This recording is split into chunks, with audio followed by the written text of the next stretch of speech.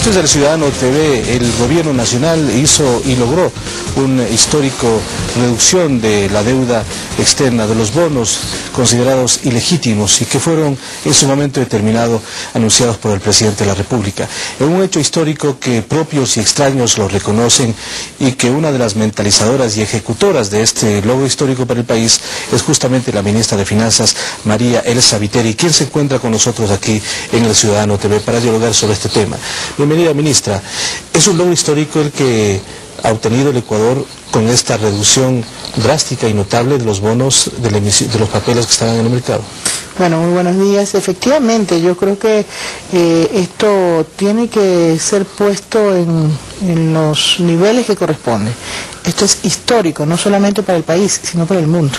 ¿Ha habido otra experiencia similar? No ha habido ninguna experiencia similar bajo ningún aspecto que se lo mire, ni por el tipo ni por las condiciones, ni por el tipo de esquema utilizado, ni por la forma en que se hizo, menos aún por el resultado y en las condiciones en que se lo ha obtenido.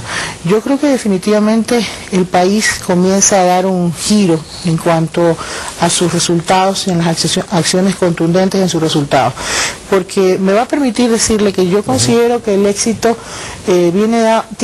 tiene muchas cosas. Este éxito es un proceso. Es un proceso, pero adicionalmente tiene muchos éxitos, digamos, alrededor de este 91%.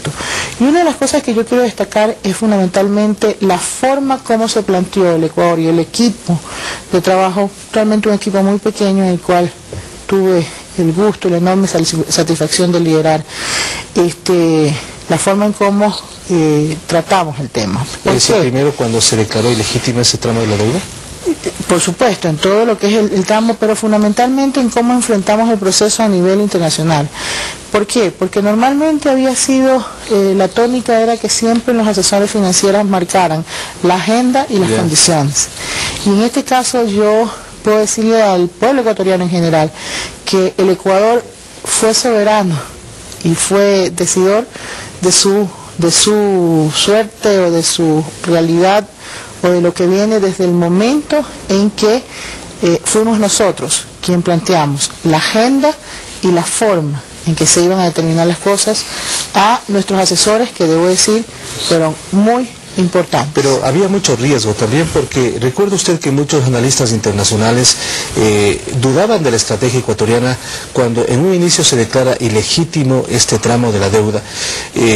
Había incertidumbre de cuáles van a ser los siguientes pasos del gobierno ecuatoriano y cuáles van a ser las reacciones de los tenedores de los bonos fundamentalmente.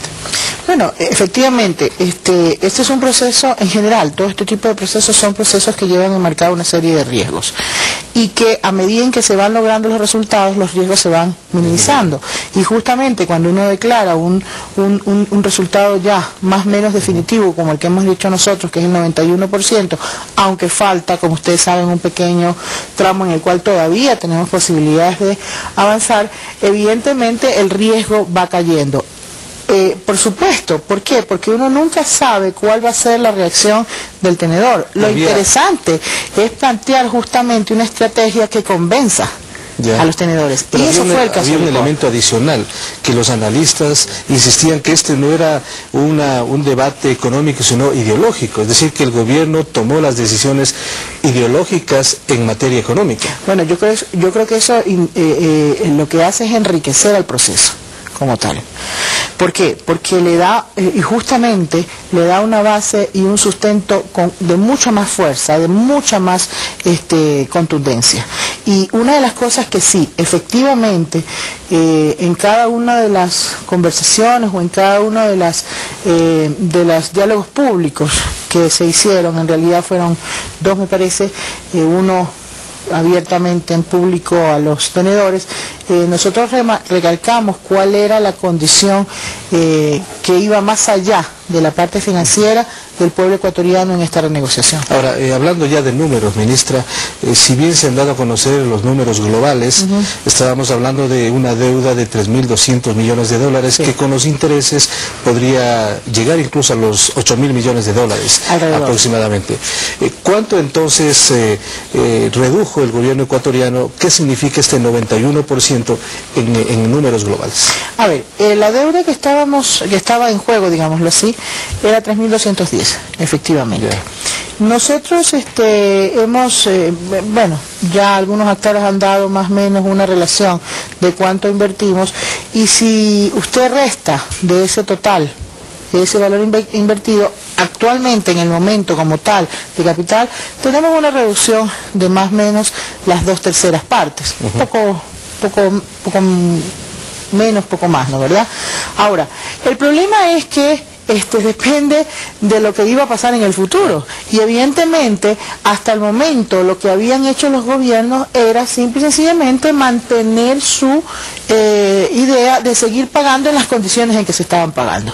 Entonces, claro, nosotros lo que hemos hecho es decir no a esa condición futura, y si usted suma eso, efectivamente usted tiene razón, son alrededor de 8.000 millones, algo menos de 8.000 millones, estamos hablando de 7.000 y algo millones, ¿no? Ahora, es curioso que un medio de comunicación dijo que el gobierno ha perdido 900 millones de dólares, que es lo que ha invertido justamente en reducir este tramo de la deuda.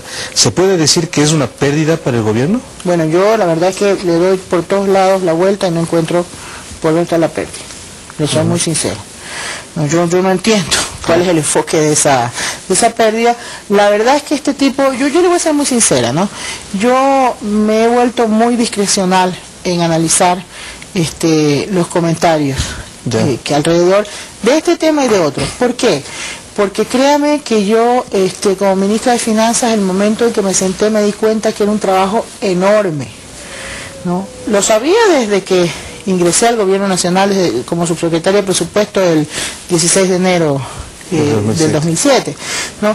Pero cuando me senté ya como ministra, realmente me di cuenta que había muchísimas cosas por hacer, que habíamos avanzado mucho, pero que era tremendo. Entonces, ¿usted sabía que este era un tema central? Pero por supuesto, si yo como viceministra de Finanzas fui la persona que estuvo muy al tanto de facilitar a la Comisión de Auditoría Integral del Crédito Público, se le dio todas las condiciones para que ellos puedan hacer su trabajo de manera independiente. Entonces, debo decirle que, para concluir lo que estaba diciendo, me he vuelto un poco selectiva en qué es lo que realmente analizo o no, porque no vale la pena perder un tiempo que es valioso y que lo está perdiendo en realidad el pueblo ecuatoriano con lo que tenemos que hacer, que realmente es fructífero, para analizar cosas que a todas luces son irrelevantes, ¿no?